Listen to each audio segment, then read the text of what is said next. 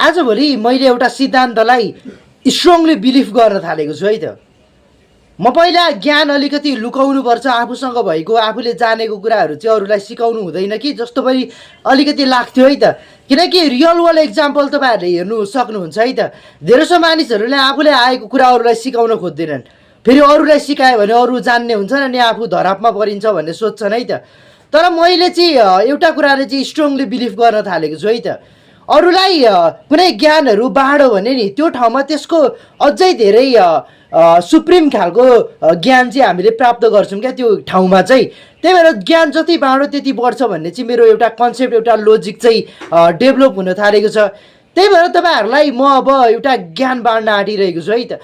जुन ज्ञान प्राप्ति गर्नको लागि मैले धेरै बौद्धिक कसरत गरेँ है त, मैले धेरै सोच विचार गरेँ, धेरै अनुसन्धान गरेँ है त।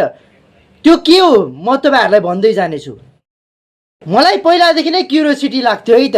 यो फ्याक्टहरू जम्मा गर्ने जुन युट्युब च्यानलहरू छन् नि, फ्याक्टेज भए है त, यी च्यानलहरूले फ्याक्टेज जस्ता च्यानलहरूले चाहिँ कसरी फ्याक्ट जम्मा गर्दा रहेछन्, कहाँबाट फ्याक्ट ल्याउँदा रहेछन् भनेर चाहिँ मैले धेरै बौद्धिक कसरत गरेँ है त। मैले धेरै थट प्रोसेस गरेँ है त।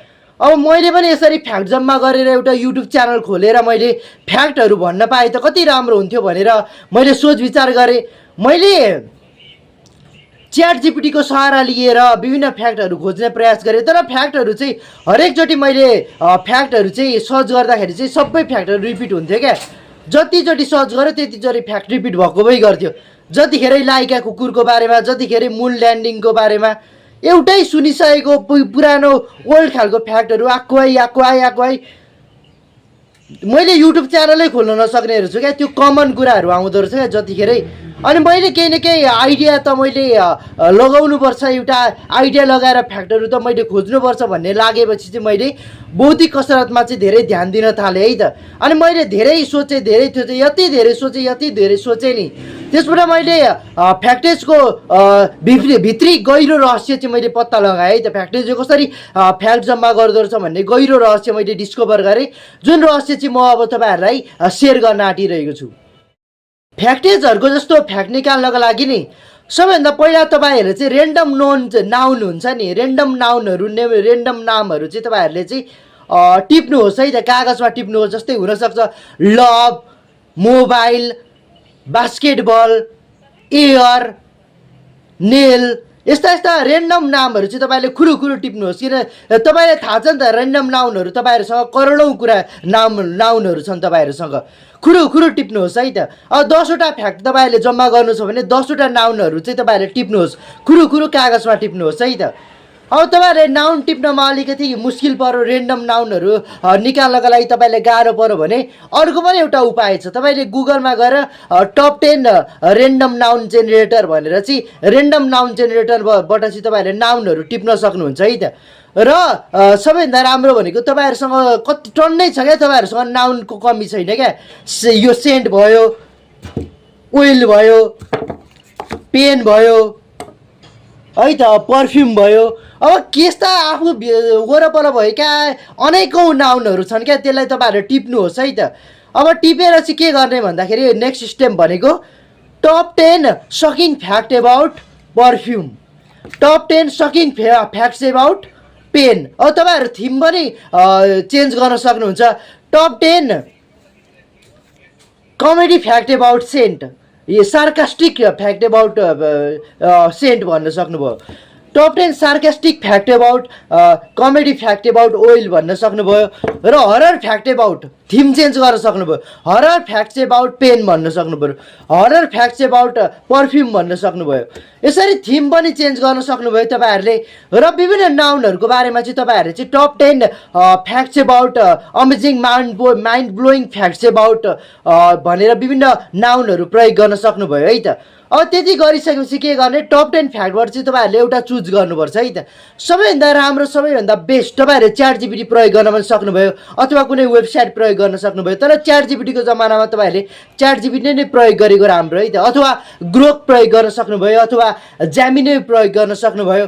र तपाईँहरूले 10वटा फ्याक्ट अथवा 5वटा फ्याक्टले पनि ठिकै हुन्छ है त। 5वटा फ्याक्ट तपाईँहरूले भेटाउनुहोस् र त्यसबाट बेस्ट फ्याक्ट चाहिँ तपाईँहरूले चुज गर्नुहोस् है त।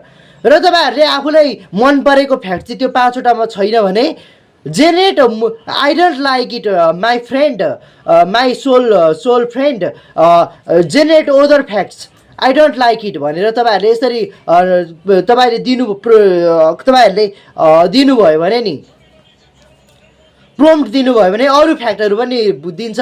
अरू फ्याक्ट पनि तपाईँलाई मन पऱ्यो भने अझै मन परेन मलाई भनिदिनु, अरू फ्याक्टहरू दिन्छ र त्यहाँ 5वटाबाट चाहिँ एउटा चुज गर्नुहोस् अलिकति राम्रो फ्याक्ट अनि त्यसलाई चाहिँ टिप्नुहोस् है त, टिपेर राख्नुहोस्। तर त्यो टिपेर राख्नुभन्दा अगाडि पनि तपाईँहरूले एउटा कुरा चाहिँ बिर्सिनु भएन है त, त्यो फ्याक्ट चाहिँ गलत पनि हुनसक्छ। च्याट जिपिटीमा तपाईँले सर्च गर्नुभएको छ, गुगलमा सर्च गर्नुभएको छ भने त्यो अलिकति फल्स पनि हुनसक्छ।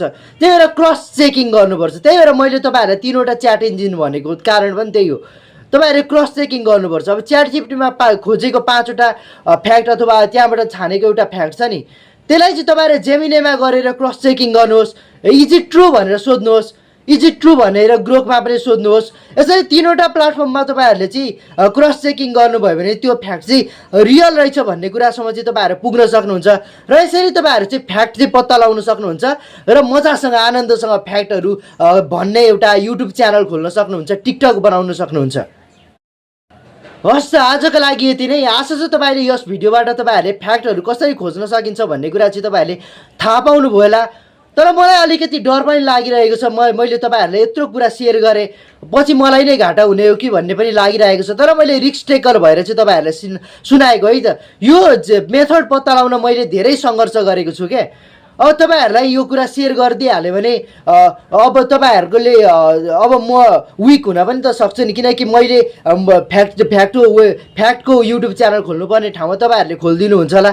तर मैले एउटा कुरा चाहिँ स्ट्रङली बिलिभ गरेको छु, अरूलाई सेयर गर्दाखेरि चाहिँ नलेज चाहिँ आफ्नो बढ्छ है त। अझै म यो कुरामा अझै धेरै म स्ट्रङ हुँदै जान्छु भन्ने कुरा चाहिँ मलाई अझै स्ट्रङ बिलिफ भएको कारणले गर्दाखेरि मात्रै मैले तपाईँहरूलाई सेयर गरेको। आशा छ तपाईँहरूले यो भिडियो मन पराउनुहुन्छ र तपाईँहरूलाई यत्रो खतरा नलेज सेयर गरिरहेको छु। तपाईँहरू लाइक नै नगरिकन है त, लाइक नै नगरिकन जेलस भएर लाइक पनि नगरिकन त्यत्तिकै छोडिदिएर भिडियो मात्रै हेरेर नलेज मात्रै गेन गरेर गर्नुहुन्छ भने त्यो तपाईँहरूको नराम्रो कुरा है त। तपाईँहरूलाई भविष्यमा त्यसले सिन पनि हुनसक्छ, किनकि मैले कति धेरै थट प्रोसेस गरेको छु यो कुरा पत्ता लगाउनलाई। यो भिडियो हेरेकोमा तपाईँहरूलाई धेरै धेरै धन्यवाद।